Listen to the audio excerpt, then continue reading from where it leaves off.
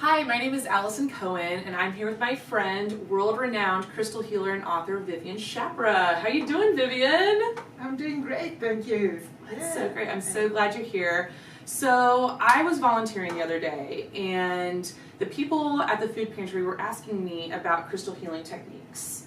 And do you have a 30-second elevator speech about what crystal healing techniques are?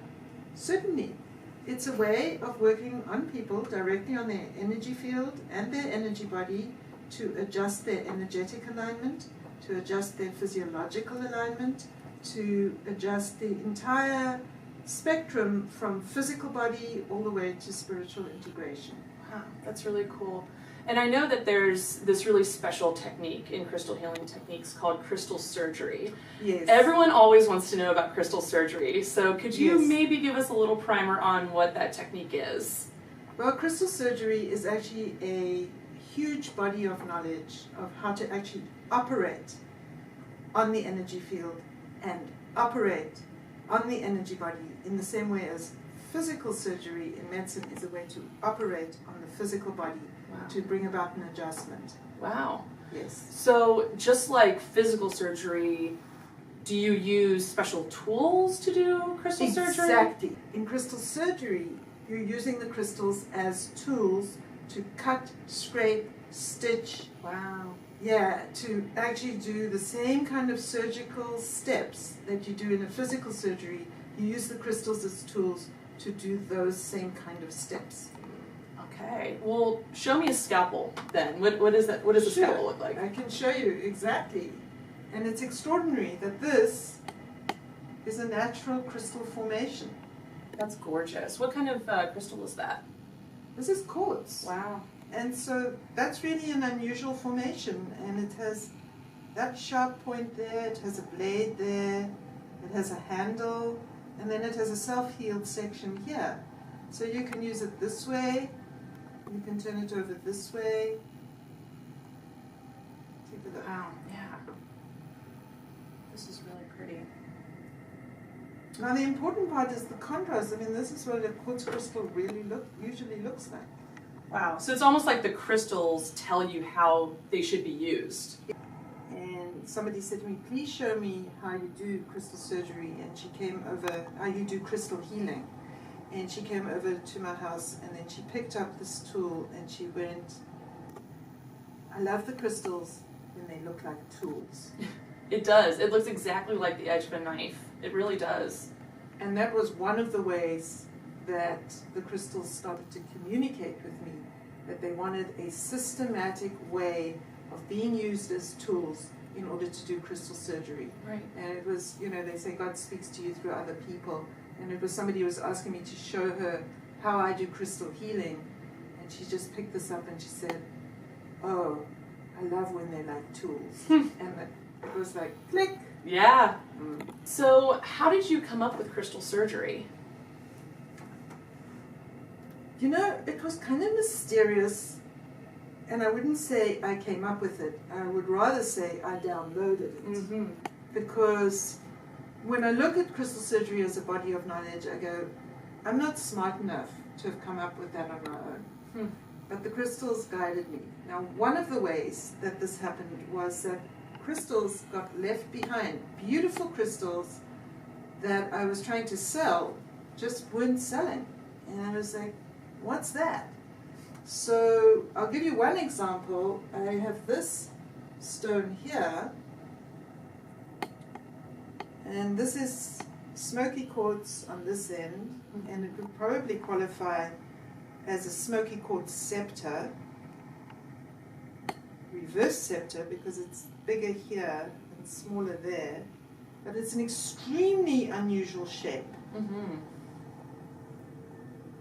And my friend Ro, whom I did the Melody Crystal Healing Instructor training with, and who incidentally gave me this gorgeous Farden crystal, she picked up this stone one day on a visit, and she said, why are you selling this? This is your stone. You're supposed to be doing healing with it. And I looked at it and I went, yeah, no wonder it's not selling. It's so fabulous. It's so unusual. It's actually trying to tell me something. And this one taught me how to do a scooping technique in crystal surgery, which I'll demonstrate, because that makes like a little scoop, a little spoon like that, and you pair it together with a bowl. I have a nice big bowl here, and you literally scoop out of the energy field what you want to remove. So you literally scoop like this. Wow. And put it in the bowl, just like that.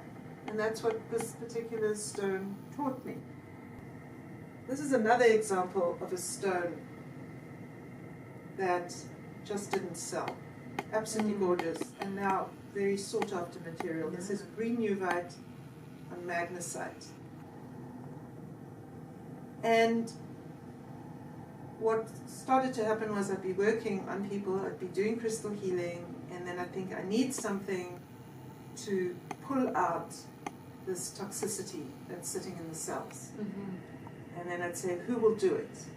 And this stone put up its hand. And how a stone puts up its hand is it kind of flashes at you. It kind of like if you're communicating with someone and you sort of go like that.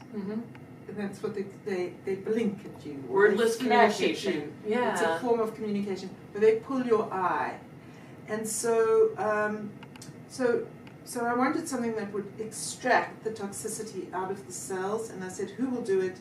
And this stone flashed me and taught me how to do it. Then, after that, I went and looked it up in Melody's book, which is my go-to reference, and looked to see what uvite does, and looked to see what magnesite does. And sure enough, uvite pulls negativity and toxicity out of the cells, and magnesite is a clearing and cleansing mineral. Perfect combination. Perfect. Yeah. Perfect combination. Didn't know. Crystals told me. Got confirmation from the references. Wow. And then confirmation by doing it again and again, and checking that I am getting that same kind of material, that same kind of result, and that other people can get that result too. So Vivien, obviously you're an expert at this, but can anyone learn crystal surgery? Oh yes. Yes, I've been very careful to test everything that I've developed to make sure that it's not something only I can do. Because what's the point of teaching people or coming up with something that is going to live and die with me only? So I carefully researched the techniques, and one of the points that I most carefully researched is that anybody using the crystal tools in that step-by-step manner will get the same result as I will get. It's very, very important to establish reliability and validity. And so all the techniques that are published on crystalhealingtechniques.com are techniques that people can trust. They can get that effect if they follow the steps. So what's the best way for people to learn crystal surgery? There's two good ways to learn crystal surgery, and the best way to learn anything is begin at the beginning.